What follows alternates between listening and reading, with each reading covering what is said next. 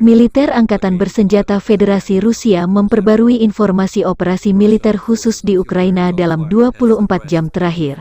Juru bicara militer Rusia Letnan Jenderal Igor Konashenkov tanggal 25 Agustus merilis operasional taktis dan penerbangan tentara, pasukan rudal dan serangan artileri Rusia berlanjut terhadap fasilitas militer di Ukraina. 7 pos komando Angkatan Bersenjata Ukraina diserang di dekat Veliko-Mikhailovka di wilayah Dnepropetrovska, kota Nikolev, Artemovsk, Peresnoye, Kaleniki, Soledar di Republik Rakyat Donetsk dan Poltava di wilayah Zaporozhye, serta 149 area konsentrasi prajurit dan peralatan militer Ukraina, 4 depot amunisi di dekat Guliai Pole di wilayah Zaporozhye dan fasilitas penyimpanan bahan bakar untuk peralatan militer dekat Golitsinovo di wilayah Nikolev juga dihancurkan. Di media sosial Telegram, beredar rekaman artileri Rusia menghancurkan sistem pertahanan udara Angkatan Bersenjata Ukraina yang disembunyikan di hutan di dekat Soledar, Wikayah Bakhmut. Secara total, 273